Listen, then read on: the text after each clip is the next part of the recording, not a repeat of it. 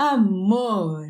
Humor. Só a antropofagia nos une. Eu sou Demetrio Abraão e nessa minissérie compartilharemos a nossa pesquisa artística continuada. E eu sou Malaika Cipriano. Se você ainda não ouviu o primeiro episódio, indicamos que ouça antes de continuar este aqui. Até porque esse episódio particularmente já não tá fácil, né? O bagulho vai ser louco, mas vamos que vamos, ninguém solta a mão de ninguém. Então, esse episódio tá um pouco mais pesado que os outros. Mas vamos juntos, segura na mão de Oswald que o conteúdo é denso, mas tá maravilhoso. Isso eu garanto pra vocês. No primeiro episódio, a gente navegou pela década de 20. Comemos a Semana de Arte Moderna de 22, o movimento Pau Brasil em 24 e o início do movimento antropófago em 1928. Mas, para entendermos mesmo a antropofagia, é preciso servir o pensamento de Oswald de Andrade e de toda a sua turma e devorá-lo.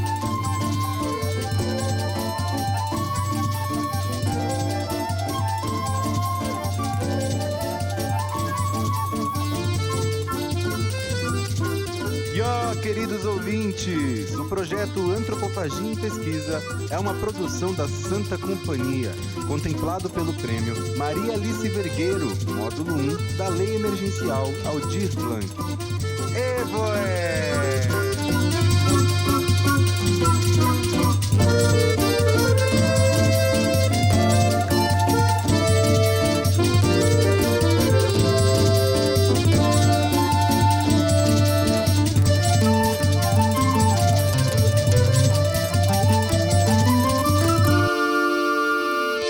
Pequeno parênteses, antes de mergulharmos na antropofagia. É importante comentar que entre a criação do movimento antropofágico e o aprofundamento que Oswald desenvolveria anos mais tarde, na década de 50, houve uma fase de distanciamento do tema e a aproximação das ciências políticas. Após o ano de 29, o casal Tarsivald chega ao fim.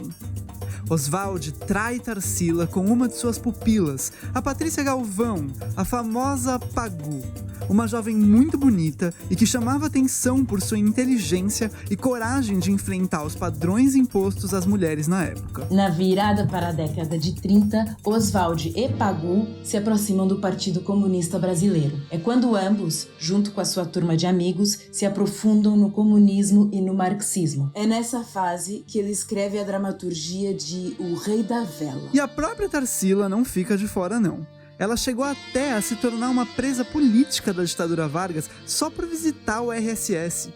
É nessa fase que ela pinta uma de suas obras mais famosas, Os Operários. Mas isso é história para outro dia.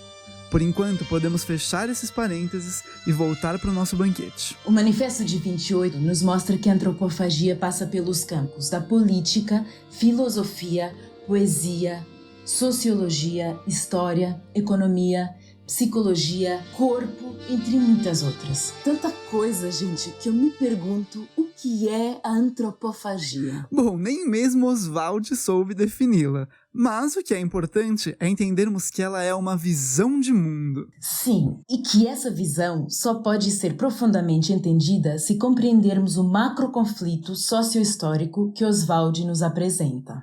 O matriarcado versus o patriarcado. Ou o homem natural versus o homem civilizado. Duas disciplinas são caras a Oswald: a filosofia e a história. A filosofia dependeu sempre das condições históricas e sociais em que se processou. Então, antes de entrarmos de cabeça nesses meandros, de cabeça e estômago, proponho que a gente entenda antes algumas divisões necessárias no pensamento oswaldiano. E pensando antes em homem natural versus homem civilizado, qual é a diferença entre cultura e civilização? Cultura é o que somos. É o nosso sentimento, o nosso caráter, o pathos, a língua, a mitologia, a comida, o vestuário, a religião. Na contramão vem a civilização. O que realizamos, nossa razão e nossa técnica, o logos, a matemática, o divórcio, as leis, aquilo que adquirimos e que nos move rumo à herança. Ele diz que no Brasil andam aos pontapés civilização e cultura. Da civilização nos refastelamos no pior, e da cultura que há 5 séculos procura dar-nos um caráter de povo lírico, cordial e estoico, destruímos implacavelmente as sobras, liquidando o índio, sofisticando o negro e monogamizando o português. Se nós, brasileiros, continuarmos indiferentes e amáveis quanto aos costumes tanto políticos quanto domésticos que nos distinguem, veremos confirmar-se o diagnóstico de que perdemos nossa cultura sem chegar a ter uma civilização.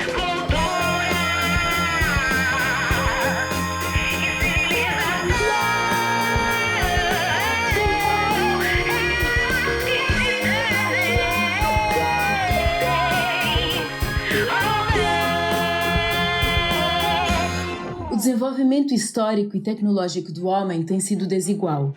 Isso ocorre porque existem determinadas zonas geográficas que auxiliaram o sucesso de certas religiões. Zonas essas que começaram a história com H maiúsculo e a técnica. Bom, primeiro, o Oswald desenha a Zona A, localizada na faixa norte do globo terrestre, abrangendo Egito, Judéia, Japão, Mongólia, Estados Unidos, Ásia e Europa, onde as culturas globais hegemônicas se localizam. Zona que, graças às conquistas da guerra e aos frutos da paz, pôde formar mais cedo os seus conglomerados e instituições. Nessa zona desenvolvem a geometria, a gramática, a colonização, a máquina, a finança, a arte, a literatura, a ciência e o direito. É a zona do progresso, da civilização, do messianismo e do patriarcado. Isso por razões de fauna, solo, técnica, subsolo e clima, fatores que favoreceram a preponderância histórica onde predomina a individualidade. A segunda faixa que Oswald desenha é a Zona B, localizada ao sul do globo, onde estão o sul do Brasil, Argentina, África do Sul e Austrália, onde o mesmo fenômeno da faixa A se repete de forma mais lenta em uma faixa colonial. A última faixa, mas definitivamente não menos importante, é a Zona E. E de equatorial, onde predominava o ócio paradisíaco em meio à luxúria do sol e paisagens nudistas. Cultura, antropofagia, matriarcado. A técnica e o desenvolvimento das primeiras nações marítimas permitiu a invasão da Zona E pelo homem branco da faixa A. A civilização foi parida e cresceu sob as ordens do papai patriarcado. Entender a história linear dos livros de história e a marcha do homem a Marte é devorar o que está escrito desde o Egito até a cultura moderna datada em Cristo. O patriarcado está apoiado em um tripé: direito paterno, estado de classes, propriedade privada.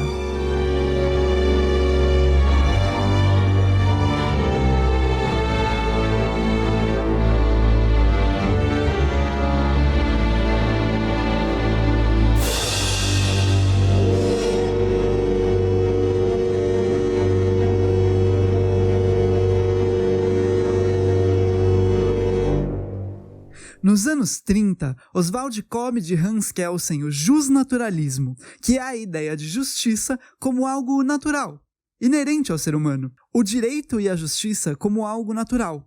Então, o que é justo passa a ser legal. Porém, uma classe passa a dominar a outra e o que começa a ser legal e, portanto, defendido pelo direito são os interesses da classe dominante. É aí que nasce uma organização coercitiva que personifica o direito, o Estado. Um rompimento estético-histórico que representa a quebra definitiva entre o matriarcado e o patriarcado é a obra Orestia, do tragediógrafo Ésquilo, escrita em 458 a.C. É em torno do matricida Orestes que se fixou na literatura a revolução do direito paterno.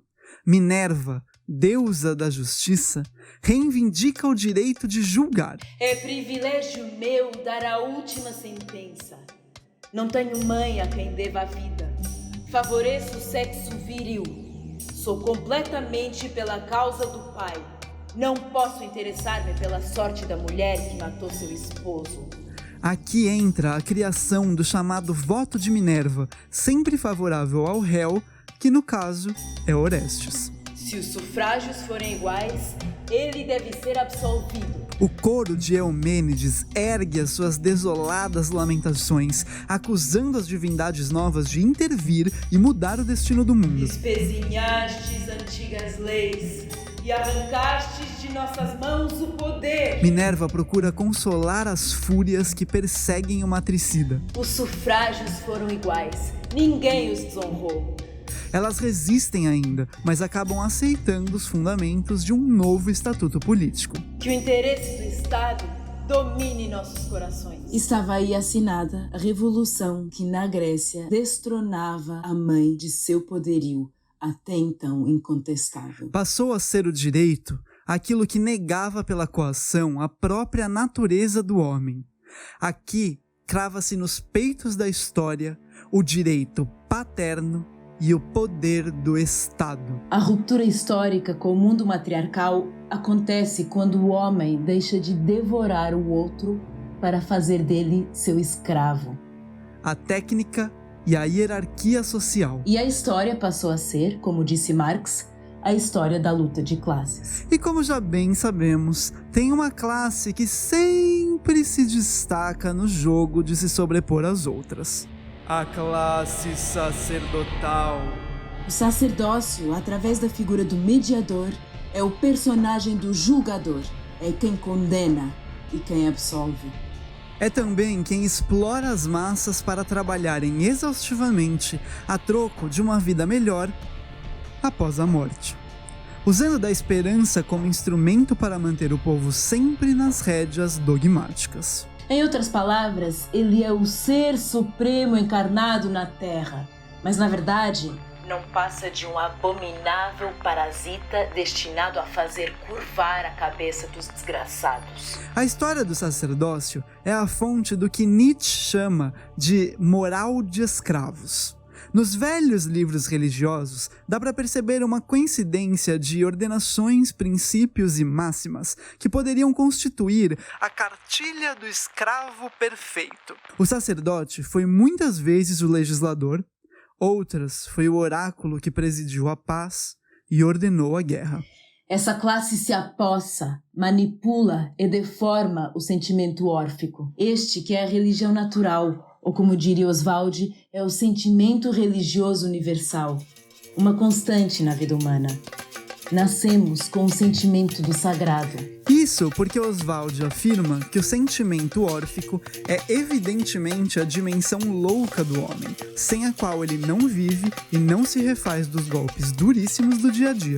Se esse fluxo de sentimento animal não se gastar em arte, em política ou em esporte, acabará, sem dúvida, caindo em uma religião confessional. O sacerdócio é justamente quem aproveita a brecha do sagrado que há em nós e nos manipula de maneira perversa para adorarmos a um Deus monocrático, mas que preenche o sentimento órfico. O sacerdócio ataca através do messianismo, essência do patriarcado, onde a restauração de uma vidinha alienada depende de um elemento mediador transcendente. O sacerdote, ou o pastor, o padre, Felicianos. O messianismo é importante para o patriarcado para que o homem sem perspectiva de futuro suporte sua condição de escravo. O sacerdote rompe com o sentido da palavra sacerdócio, que significa ócio consagrado aos deuses, e o transforma em privilégio de classe. Ócio só para o sacerdote. Enquanto medita para se conectar com Deus e elevar o seu contato sacerdotal, ganha em cima do trabalho dos outros, através de duas lições: a aceitação da condição de escravo, para poder, com sorte, conquistar o ócio e a promessa de uma vida além túmulo, o que mais tarde será a base para se arquitetar a servidão, onde a vida, na verdade, é só o meio por onde se purgam e se pagam os pecados. O estrume, que fede, mas fertiliza, do messianismo, é a ideia de juízo final. É através dela que o sacerdócio toma corpo e se fixa no patriarcado.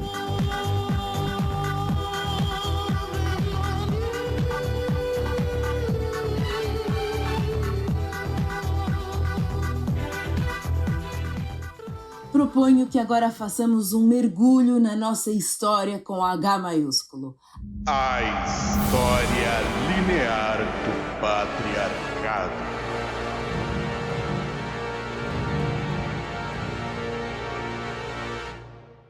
No início era o Egito, mas o que interessa é a Grécia.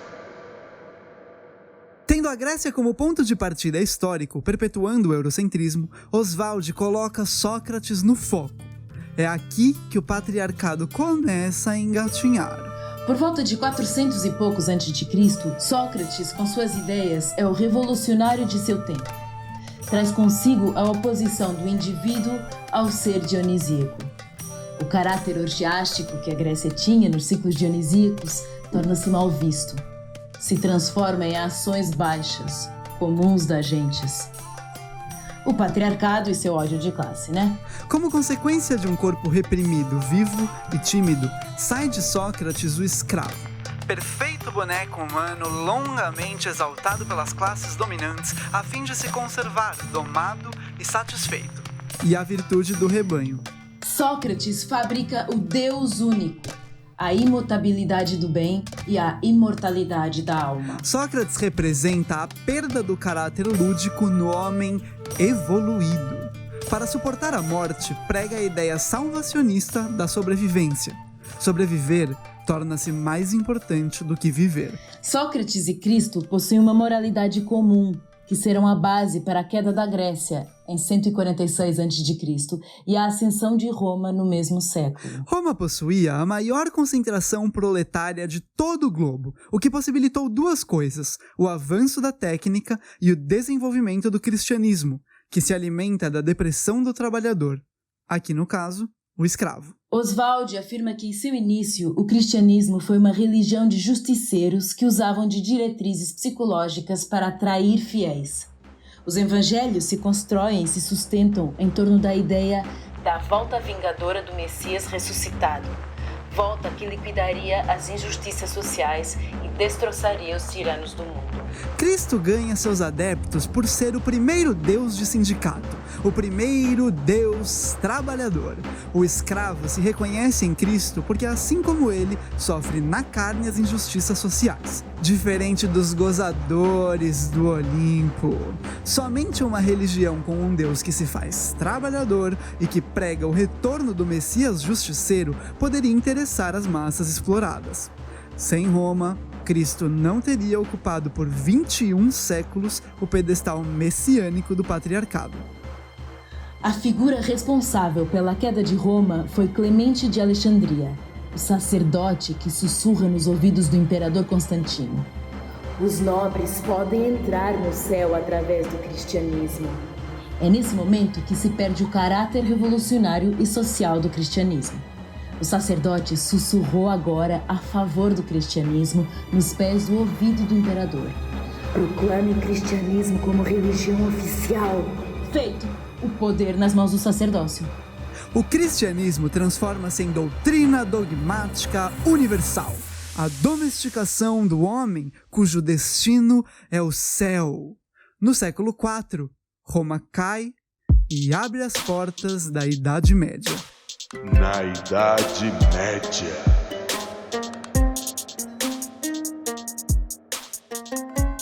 Normalmente, quando adentramos no período da Idade Média, nos remetemos à Idade das Trevas. Mas é curioso como Oswald vai romper essa chave convencional e ver também a Idade Média sob outra ótica. Ele vê a Idade Média como um período fortemente coletivista, ou seja, períodos que se caracterizam por uma cultura do social. Porém, no sistema feudal, quem dirige a economia é justamente o sacerdócio, o clero. E mesmo sendo um período coletivista, onde a técnica começará a ser desenvolvida, é também instituída a hierarquia social frente à nova sociedade de classes que, juntamente com a divisão de trabalho, criou a servidão. Oswald destaca Agostinho, também no século IV e V, por sua teoria do livre-arbítrio, onde o sacerdócio é o árbitro, aquele que pune e dá bênçãos. Deus é a figura de autoridade máxima. Não se questiona a sua vontade e é impossível ser contra o que ele quer. A única coisa a se fazer perante Deus é curvar-se, abaixar a cabeça e abrir os braços ao ser invisível que vai esmagar as possibilidades do livre pensamento. É Agostinho quem vai concretizar o casamento do pensamento platônico ao cristianismo. O bem, a verdade e a beleza absoluta do mundo das ideias nada mais são do que Deus, o Criador de tudo e a personificação do bem, verdade e beleza incontestáveis. Não se questiona Deus. A corrupção romana, a tirania apostólica, a venda de indulgências e a lógica da esmola são o que regam as raízes do cristianismo. Entre os séculos XI e XV, a igreja se agrega às feiras de comércio que mais tarde serão levadas junto com a cruz e a espada nas cruzadas. O comércio e a necessidade de consumo aumentavam de mãos dadas. Os burgos começam a nascer em torno do castelo e carregam consigo o combo, bancos, juros e crédito. Este ponto, Oswald observa como o berço definitivo da civilização. O dinheiro começa a tomar o poder e o burguês se faz em torno do crédito, da técnica e da iniciativa, que juntamente com o sacerdócio não se encaixam mais no sistema.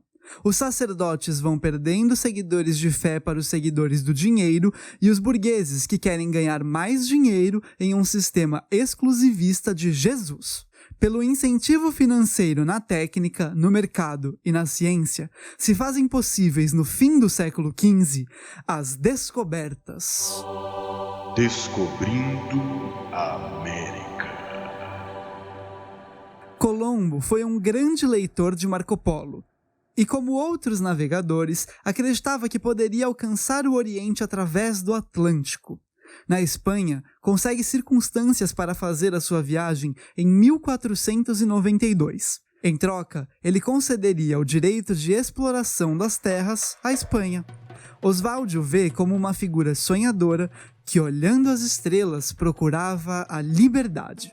Nessa busca, ele chegou na América, proclamando o adeus ao velho mundo. Mas Américo Vespúcio foi quem levou o nome da descoberta de Colombo. Se Colombo descobriu o continente, Vespúcio descobriu e anunciou em suas cartas a gente nua. Diferente de Vespúcio, Pero Vaz de Caminha, em suas cartas, traz o mofo medieval das concepções teológicas e universitárias.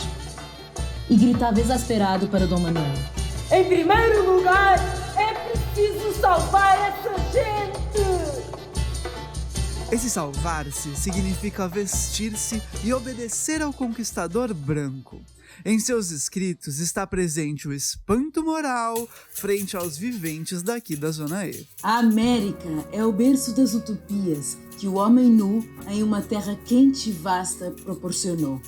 Felicidade nua que trabalha com o ócio sem a presença de Deus. Os daqui não possuíam gramática. Falta-lhes o F, L e R. Fé, lei e rei. As descobertas trazem consigo o complexo de Vespúcio. Os homens que possuem esse complexo são aqueles que tudo têm e tudo podem, mas ainda querem mais. São os usurpadores, aqueles que prendem Colombo e ficam com a conquista. Na primeira década do século XVI, Vespúcio forjou seus escritos sobre a descoberta das Américas num livreto publicado independentemente, chamado O Novo Mundo. Malandramente pegou relatos de cartas trocadas entre Colombo e o rei de Espanha, entre outras cartas de outros exploradores, e criou um remix das histórias em um livreto de poucas páginas. Temos assim uma das mais antigas fake news do mundo. A ciência, através das descobertas e dos racionalismos do mistério, ameaçava o messianismo. Os protestantes estão se libertando através da doutrina da graça, onde o trabalho e o tempo são as principais substâncias de vida e as únicas moedas de comunicação. Isso é, quando o tempo é dinheiro, e o dinheiro é agente anônimo da força burguesa que, quando somado com pólvora, criará o senhor de latifúndio. O direito romano e a defesa da propriedade privada tomam a frente. A herança é sustentada pelo direito. O casamento monogâmico, pelo adultério e prostituição.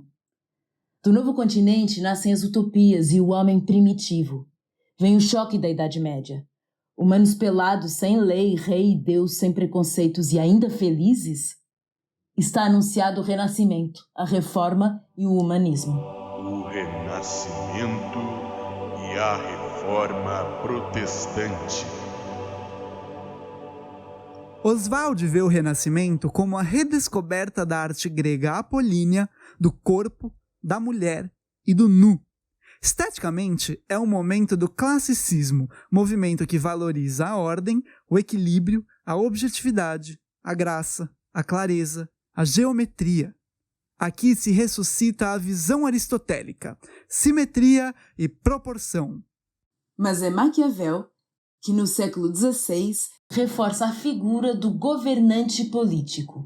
O poder exposto em suas duas faces, o rei e o papa.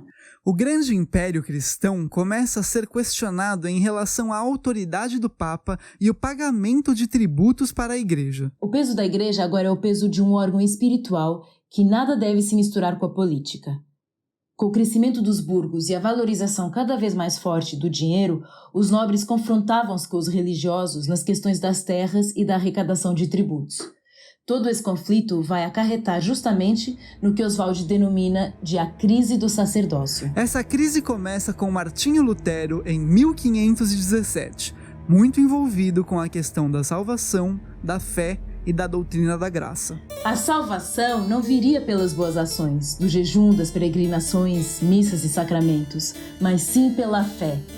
Presente gratuito de Deus, dado por Cristo. Lutero coloca a religião como um assunto individual. O Deus onipresente dará sua fé a quem desejar, e ele já decidiu o destino da alma. É o fim do celibato sacerdotal. O sacerdote cristão está dispensado. A comunidade não precisa de um mediador para se conectar com Deus. Tempo é dinheiro.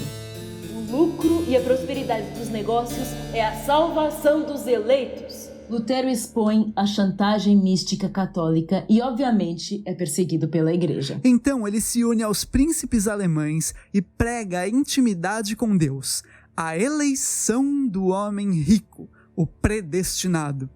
Está estabelecida a conquista espiritual através de novos dogmas contra o culto externo, as confrarias, as peregrinações, as encenações e as imagens totêmicas.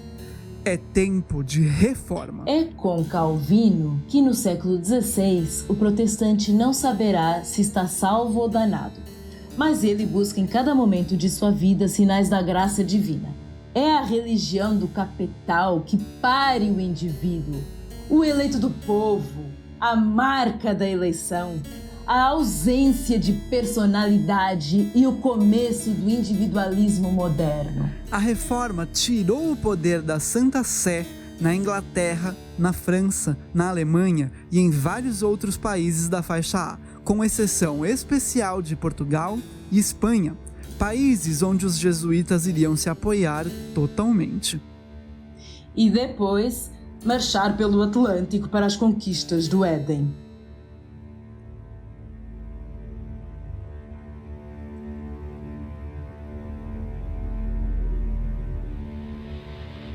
A Contra-Reforma e o Humanismo. A Igreja reagiu através da Reforma Católica para não perder os fiéis. Era preciso combater a heresia dos protestantes e reafirmar os valores dogmáticos a fim de vigiar e punir. Foi no Concílio de Trento, realizado de 1545 a 1563, que eles firmaram que o latim seria a língua litúrgica, que o Papa é uma entidade suprema, que os padres e as freiras não poderiam se casar. O Tribunal do Santo Ofício acende a fogueira da Inquisição. Esse tribunal elaborou o Index, uma lista de livros proibidos que foram retirados de circulação e postos na fogueira. Entre os diversos livros estava a conhecida obra de Maquiavel, O Príncipe. Os fiéis que parassem de seguir a cenoura do asno e tentassem pensar além da própria cenoura seriam severamente perseguidos com execuções, torturas, prisões e exílios. Juntamente com o Renascimento e com as reformas, vinha a filosofia humanista. Nesta babel do vocabulário impróprio que é São Paulo de todas as raças, já vi chamar de humanista a um sujeito que tinha bom coração. Aquele é humanista, sabe fazer caridade. Evidentemente, o que se queria dizer é que era humanitário. Os humanistas são aqueles que ansiavam pela interpretação dos evangelhos a partir das experiências e valores da antiguidade. O homem era tido como imagem de Deus, e isso fez com que o antropocentrismo tomasse a frente do teocentrismo. O iluminismo. Mais tarde, no século XVIII, o iluminismo vem na emergência do sistema capitalista como um rumo para a nova humanidade. A felicidade seria alcançada através da técnica, do progresso social. Estava posto o direito à vida, à liberdade individual, à igualdade jurídica, à propriedade e à busca pela felicidade. Falsidades que são lindas na ideia, mas não funcionam na prática. Pensamentos que só foram atingidos graças ao massacre dos indígenas e dos negros, graças ao grande manto de sangue que pulsa nas veias abertas da América Latina. Sem nós, a Europa não teria sequer a sua pobre Declaração dos Direitos do Homem. Oswald avança na história linear do patriarcado, passando depois pela Era das Revoluções e alguns pensadores que embasam seu pensamento, como Freud, Marx e Nietzsche. Sempre se fixando na crítica do sistema rumo à utopia, ele atacará o messianismo e o capitalismo. As revoluções antissacerdotais de figuras como Lutero e Buda lançam novos sacerdócios, comem e se apropriam da herança do pensamento hegemônico que acabava de cair. Assim também é na política. Como os Estados Unidos ascenderam a hegemonia? Com a queda da hegemonia da Inglaterra e da França. E como cairá?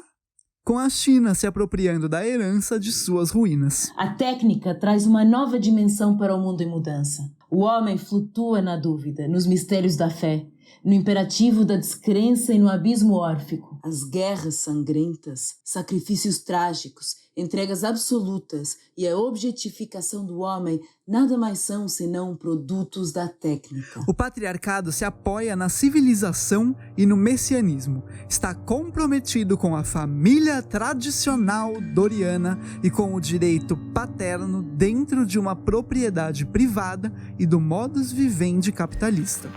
Somos prisioneiros de uma civilização técnica. Perdemos o contato com a terra.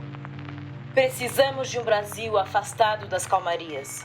O homem branco chegou, trazendo a gramática lusa, o baralho e a ideia do pecado. Essas três sementes criaram profundas raízes, degeneraram as formas daninhas. Quase que acabam com o Brasil. Nossos recursos naturais, se usados aqui, poderiam ter deixado toda a faixa norte em segundo plano. Mas não. O nosso pau-brasil, açúcar, mão de obra, ouro, metais preciosos, café e jogadores de futebol são o que movimentam a Europa. Graças a nós e aos nossos recursos, a Europa se fez Deus em formato de continente e artigos roubados expostos em museus. O homem moderno foi forjado com a matéria-prima daqui. Tentaram nos catequizar, mas não esqueçamos de Zumbi, Frecaneca, Bartolomeu Dias, Antônio José, o judeu, Tiradentes e outros tantos sem nome registrado na história que na chibata e na tortura morreram com fome de liberdade. As descobertas levantam a liberdade, a cultura e a revolução, ao mesmo tempo que levantam a tirania, a ignorância e a tradição.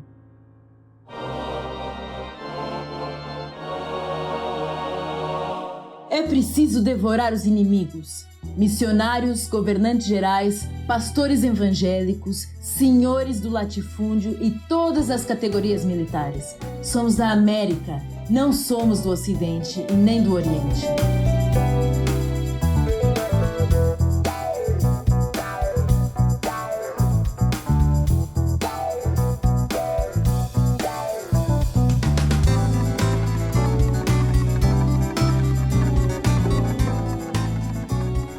O homem primitivo e o matriarcado. O matriarcado possui caráter ahistórico.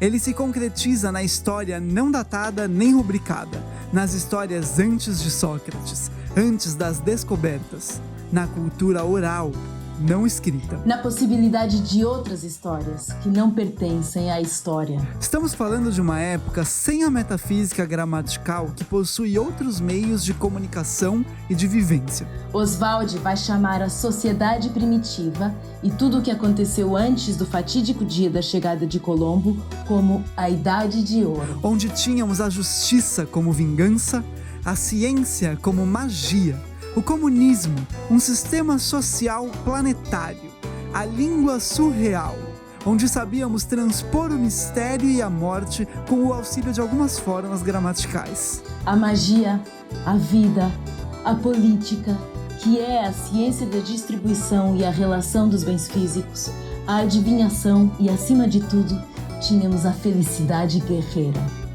A Idade de Ouro para Oswald nada mais era que a idade do ócio. Trabalhar com o ócio, sendo ócio a realização da própria vida. É o que possibilita a libertação humana. É a abertura para os prazeres vitais, ditada por uma libido individual e sem censura. Nosso legado do período matriarcal e indicador do nível ético da vida de um povo. O sacerdócio aqui está conectado firmemente com os interesses coletivos, não querendo se destacar ou se apossar do mundo e de suas riquezas. Na idade do ócio, a liberdade nem sequer chega a ser uma questão, pois não se reprimem os instintos, a ludicidade, o corpo, o espírito e a alma. O Estado, sendo uma invenção patriarcal, é inexistente. O amor e a reprodução não estão ligadas nem ao sexo e nem ao casamento. Existe vazão à orgia dionisíaca. Justamente por existir esse espaço orgiástico, o filho era de direito materno, ou seja, sabia quem era a mãe, mas não o pai. O filho se reconhece na mãe e é dela o seu direito. Existindo a orgia, não existe o pai. Aproximando Freud das ciências matriarcais, como não existe um pai indivíduo que traz em si a marca natural do arbítrio, o que se interioriza como senso de superego tribal no adolescente é a imagem do coletivo, não a do pai. Diferentemente da civilização patriarcal e da cultura messiânica, aqui o homem nasce sem culpa de origem, sem se submeter a um Deus todo-poderoso, sem associar o corpo ao pecado. Sem pecado. Está conectado com o cosmos e sabe que o cosmos também está conectado com ele. O cosmos é muito maior e muito mais diverso do que o eu, mas eu estou no cosmos, ao mesmo tempo em que também sou um microcosmos. As ações do micro interferem no macro e a recíproca é pororoca. Uma dança harmoniosa com a natureza, com o céu, corpos astrais e físicos na coexistência. É devorando Marx que Oswald vai observar que no matriarcado existe a economia do ser. Os viventes não se preocupam e nem empreendem em ser ou haver. Não existe a propriedade, existe a comunidade de bens. É como se tudo fosse de todos. Vamos supor que um vivente tem um colar, um objeto que está em sua posse. Esse objeto será dele até a sua morte. Mas, quando morrer, esse colar não irá para a posse de seu filho ou filha, e sim para a comunidade. Ou seja, não existe herança. A propriedade privada sequer é imaginada e dá espaço para a comunidade de bens e a propriedade em solo comum. No matriarcado, um tratava o outro com hospitalidade e generosidade, mas esses tratamentos estavam distantes do que chamamos hoje de boas maneiras ou até mesmo da dita civilidade. O clã é solidário. Entre o clã, seus viventes sempre se tratam com gentileza e consideração. Aí reside o homem natural.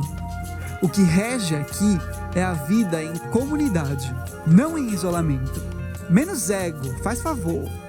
Esta era a Idade de Ouro. Direito materno ao filho, inexistência do Estado, sociedades primitivas. Homem primitivo, alteridade, ócio como desenvolvimento humano, sacerdote como conselheiro, devoração e comunhão a partir do ritual antropófago. Comunidade de bens, propriedade em solo comum, o amor não linkado à reprodução, a vazão orgiástica e a inexistência do Dan Juan na tribo poligâmica. Matriarcado, onde o homem vive sem culpa do seu existir na faixa E.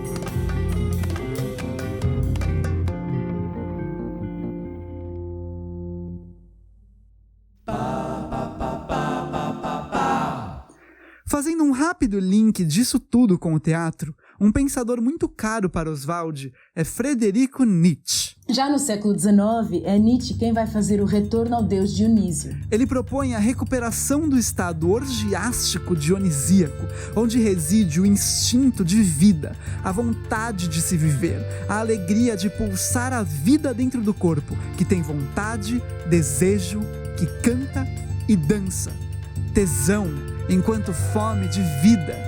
Nietzsche e Oswald dizem sim à vida, e Dioniso é a pura energia vital de criação. Nietzsche escancara a dualidade existente entre aqueles que cultivam Dionísios e aqueles que vão na linha do cristianismo.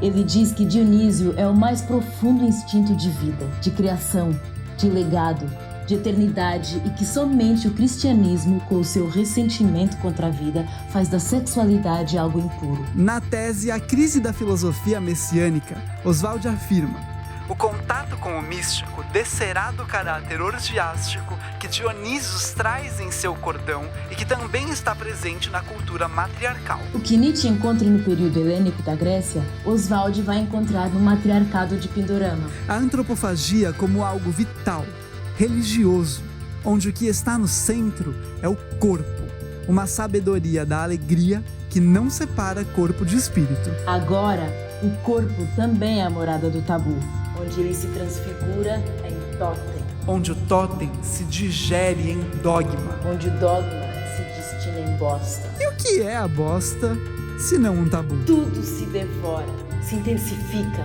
e se transforma.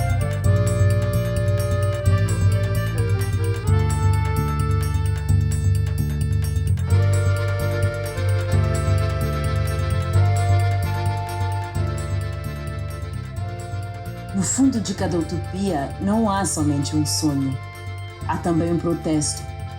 Toda utopia se torna subversiva, pois é o anseio de romper a ordem vigente. É preciso sonhar. Sonhar não faz mal algum. O sonho sustenta e anima. O desacordo entre o sonho e a realidade nada tem de perigoso se quem sonha crê seriamente em seu sonho, se trabalha conscientemente para a realização de seu sonho. Quando há contato entre o sonho e a vida, tudo vai bem. Para Oswald, as utopias aparecem como um acontecimento, projeto filosófico-político, quando a sociedade cansa de seus rígidos e cristalizados moldes. Chama-se utopia o fenômeno social que faz marchar para a frente a própria sociedade. A utopia é sempre um sinal de inconformação e um prenúncio de revolta. O patriarcado, como tempo histórico, começa a construir o seu pensamento em Sócrates e vem em progressão até os dias de hoje nos calhamaços escritos. O matriarcado, como o tempo não histórico, está escrito na oralidade de um passado que não acessamos mais e em um futuro que sonhamos.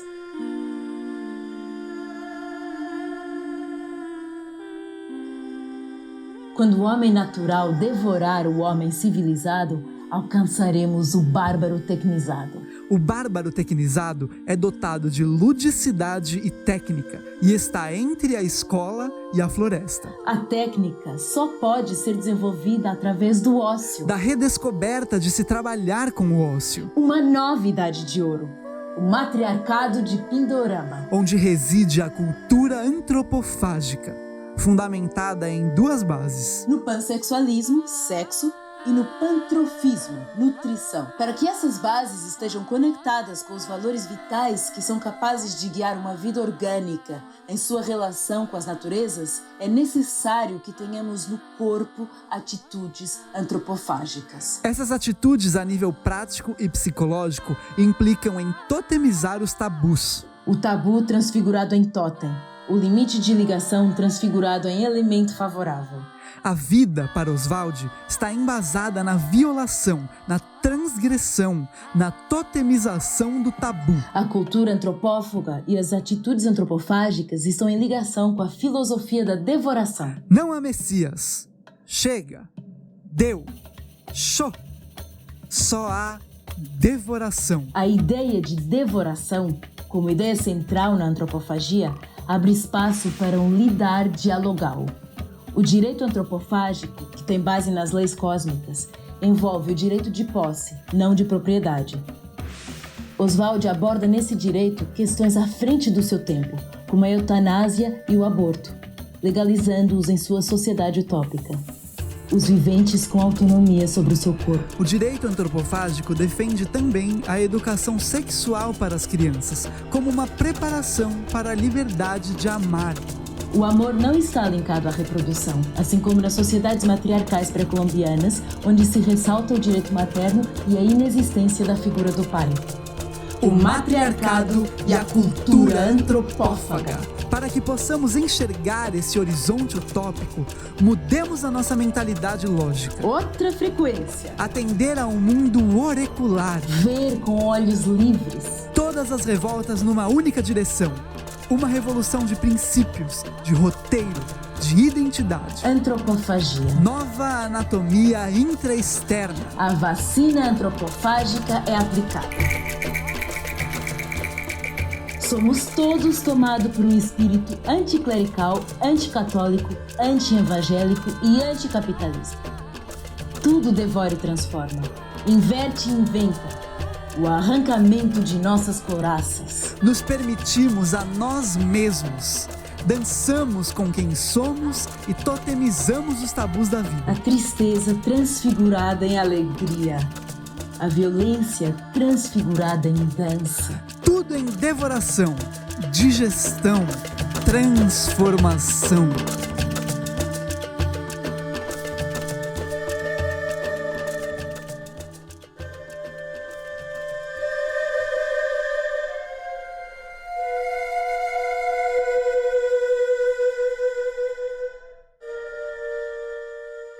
Em 1954, Oswald de Andrade, o mais perfeito cozinheiro de almas, entra para a eternidade. E sem nunca ter ouvido sequer um plim-plim, decodificou e plantou no tempo sementes eternamente férteis. De seu tempo para cá, muita coisa mudou, mas a sua carne continua fresca. Tão fresca que, ao nos alimentarmos dela, retomamos nossa direção utopicamente antropofágica, o matriarcado de Pindorama. E para você, ouvinte generoso, eu pergunto: para onde vamos? Para o fundo do poço? Ou para a utopia concreta?